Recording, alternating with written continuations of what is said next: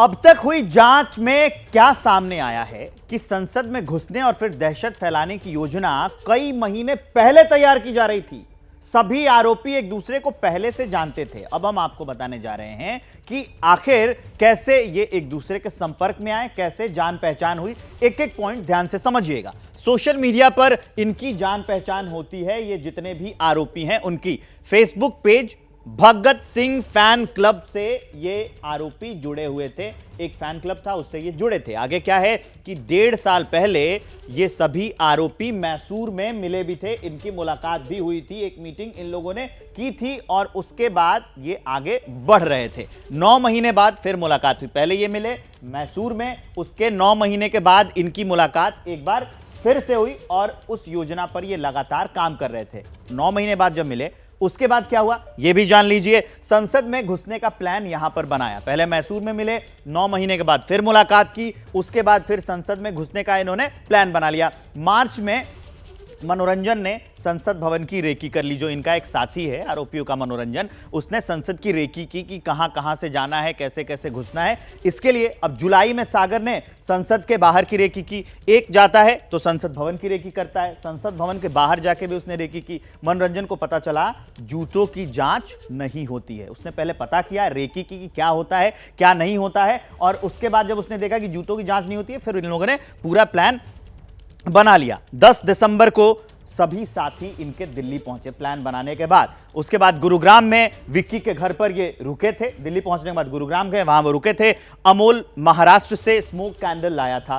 पूरी प्लानिंग थी कौन स्मोक कैंडल लाएगा और कौन क्या करेगा। 13 दिसंबर को सागर ने संसद का पास लिया, संसद का पास उसको मिल गया। उसके बाद क्या होता है, इंडिया गेट पर स्मोक कैंडल बांटी गई। जो ले आया था अमोल, उनका दोस्त जो था, सबको बांट दी गई और संसद भवन में दाखिल सागर और मनोरंजन हुए। वहां पर प्लान तैयार करके दर्शक दीर्घा से कूद गए सागर। स्मोक कैंडल के जरिए अब इन लोगों ने प्रदर्शन किया। तो ये पूरा हमने आपको समझाया कि कैसे वो मिले, कैसे मुलाकात हुई, कैसे प्लान बना और कैसे उन्होंने इस घटना को अंजाम दिया। रेकी करने के बाद, साजिश की इस पूरी टाइमलाइन के बाद जो कुछ भी हुआ, पूरे देश ने नहीं बल्कि पूरी दुनिया ने यह देखा।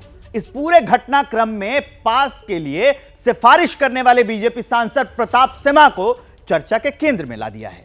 इस पूरे घटनाक्रम, आरोपियों के बीजेपी से कनेक्शन पर सियासत ने आसमान पकड़ लिया है। गूंगी बहरी सरकार को जगाने के लिए वो नौजवान लोकसभा में कूद गए।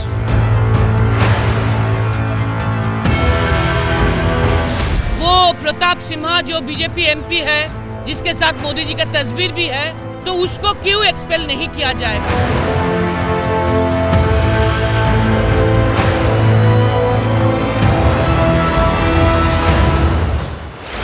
13 दिसंबर संसद में हुआ स्मोक कांड सियासत में बयान का बवंडर लेकर आया है। अगर सवाल पूछे जाए तो तुरंत बहिष्कार, ये क्या चलते हैं, ये ठीक नहीं। सदन के अंदर प्रधानमंत्री को आना चाहिए था। जहां सिंगल रखने वाले प्रधानमंत्री ये नया सदन बड़ी धूमधाम से उद्घाटन किए थे, उनको तो आना चाहिए था ना। तो हमारा तो मांग यही है, ज्यादा तो कुछ नहीं। चर्चा चाहते हैं, सदन में हिस्सा लेना चाहता है। और आप शुरू के दिन से आज तक आप देखते जाओ कि हम लोग पूरा सहयोग किया या नहीं। रिकॉर्ड ये बताएंगे पूरा सहयोग हम लोग किए थे। अमित शाह जांच कर रहे हैं, करवा रहे हैं, परत दर परत खुल रहा है। सबके चेहरे बेनकाब होंगे। अमित शाह ठोक करके करारा जवाब दें। स्मोक कांड को लेकर विपक्ष लाल है, सियासत में उबाल है।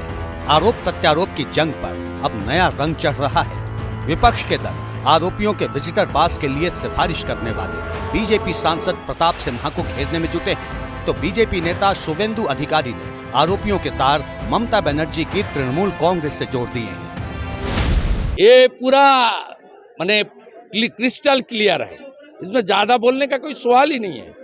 लोलितजा is a functionaries of TMC youth wings, he is closely associate with TMC माने रैंक एंड फाइल।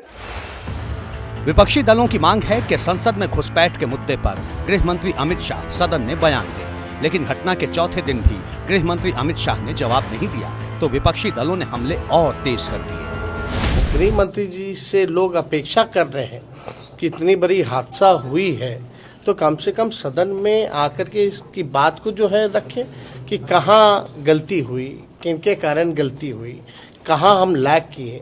तो कम से कम एक अपेक्षा है कि गृह मंत्री सदन में सभी सांसदों के सामने वक्तव्य अपना दे। तो इसमें कोई बुरी बात तो है नहीं, लेकिन ब्रीच हुई है तो ये गंभीर मसला है, इसको लाइटली नहीं लेना चाहिए। होम मिनिस्टर आकर स्टेटमेंट दे, लेकिन होम मिनिस्टर वहाँ आना नहीं चाहते और स्टेटमेंट देना नहीं चाहते।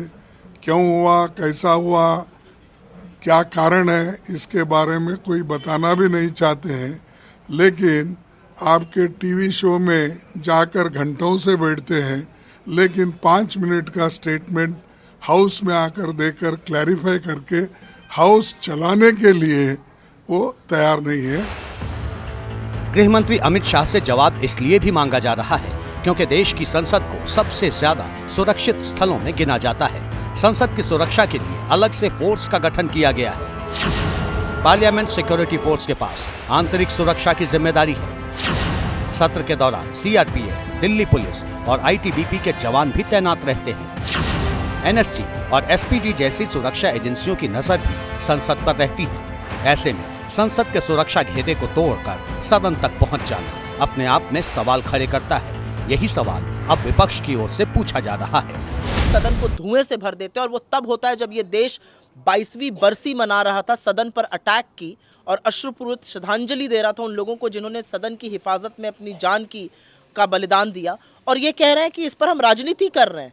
किस बात का इंतजार करें, क्योंकि अनहोनी हो जाती। ईश्वर की कृपा थी कि कोई अनहोनी हुई नहीं, लेकिन इस तरह की जो सेंधमारी सुरक्षा में हुई वो सरकार की विफलता दिखाती है।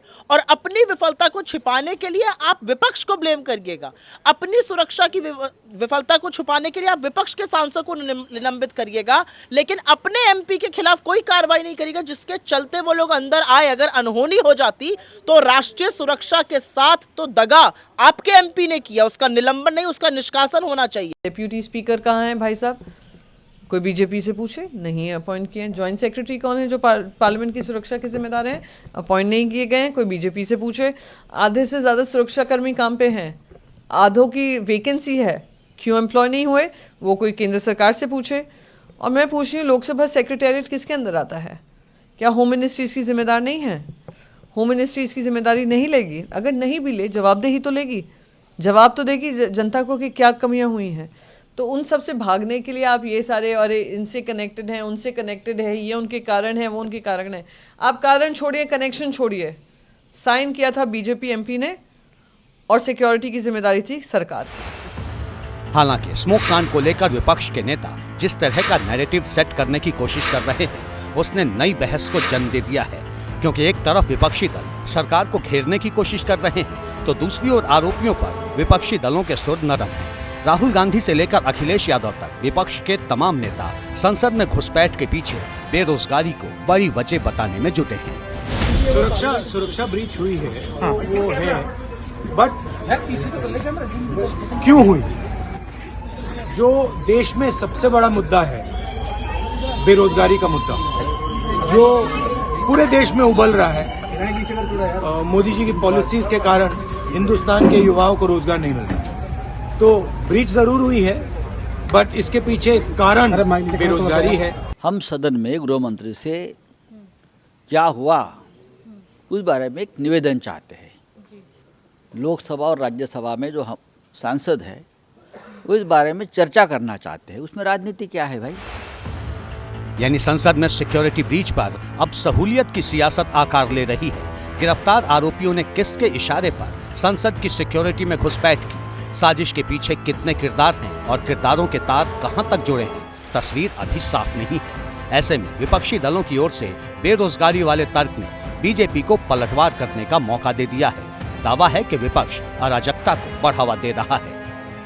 विपक्षियों का काम है हर चीज़ को, गलत काम को बढ़ावा देना।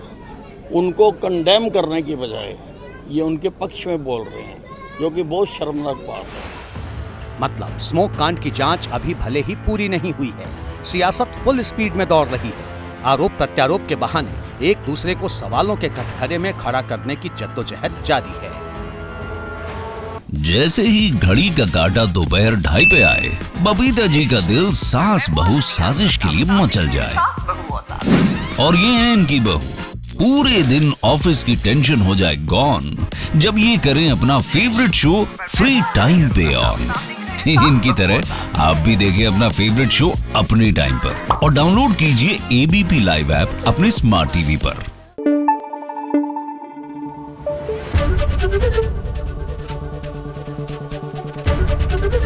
एबीपी न्यूज आपको रखे आगे।